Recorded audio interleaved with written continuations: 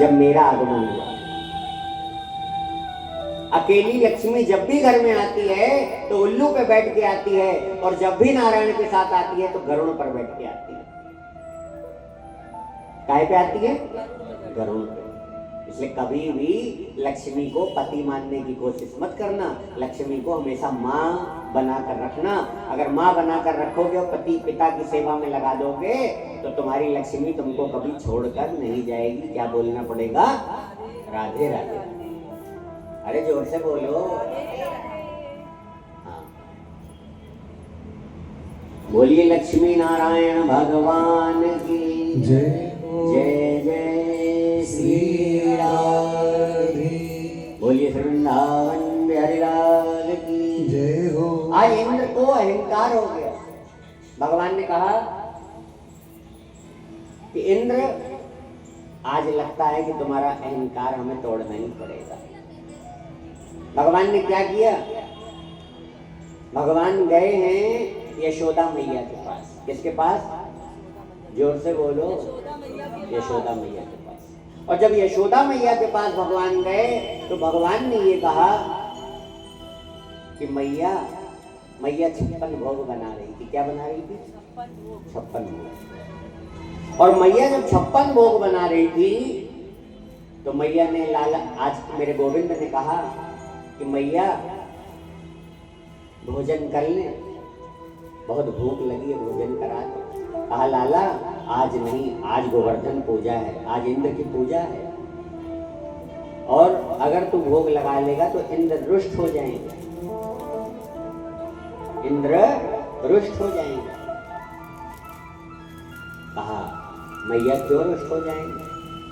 बोले लाला अभी बात ना कर। और मैया ने डांट के भगा दिया। गोविंद आज रोते रोते नंद बाबा के पास पहुंचे। कहाँ पहुंचे? नंद बाबा। नंद बाबा ने पूछा लाला क्यों रोता है? बोले मैया ने हमको डांट दिया। अरे तू तो मेरी यशोदा का दुलारा है, फिर तुझे क्यों डांट दिया? क्यों डांट दिया? बोले मैया, पिताजी, बाबा, हमने तो सिर्फ भोजन मांगा था और मैया ने भोजन नहीं दिया, डांट के भगा दिया। अच्छा, तो फिर हमने तो नंद बाबा समझाने लगे, देख लाला, हम इंद्र की पूजा करते हैं, अगर इंद्र को बिना भोग लगाए हम भोजन ग्रहण करेंगे तो इंद्र नाराज हो जाएंगे। तो उन्होंने कहा ऐसी बात है क्या? बाबा, कोई संसार में हमें दुख नहीं दे सकता। जो व्यक्ति जैसा कर्म करता है वैसा उसको फल मिल जाता है। इसलिए पिताजी, बाबा, ये तो गलतफहमी अपनी दूर कर दो। अच्छा ये बताओ, तुम इतने सालों तक इंद्र की पूजा करते रहे, तुम्हें क्या मिला आज तक? कुछ मिला?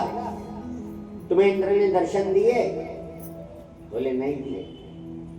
अच्छा, आज तक तुम्हारा भोग खाया? बोले नहीं खाया। साक्षात दर्शन नहीं दिए, भोग नहीं खाया, तो फिर क्यों पूजा करते हो? बाबा मेरे कहने से तुम एक बार आज भगवान गिरिराज की पूजा करो।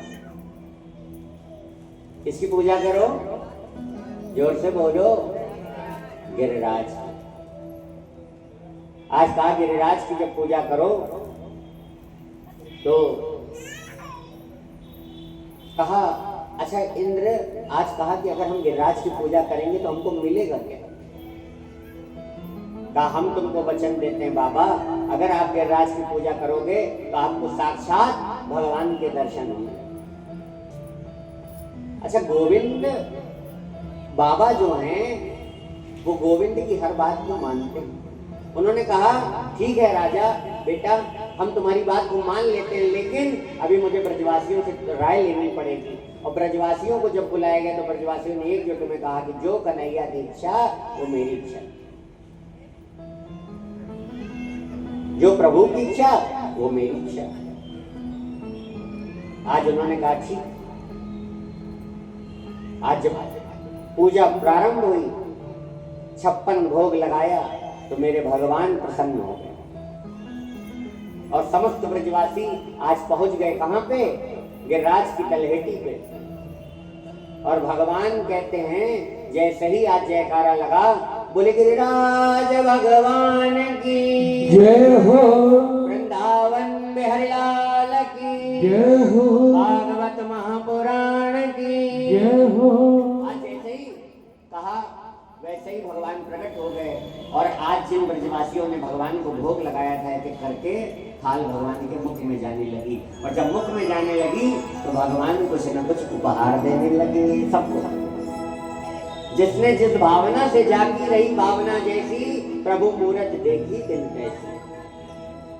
आप जिसमें भगवान देखोगे उसमें आपको परमात्मा दिखेंगे। भगवान कहीं और नहीं है, भगवान मंदिर में नहीं है, भगवान तो कण कण में है, सृष्टि के कण कण में, हरि व्यापक सर्वत्र समान है।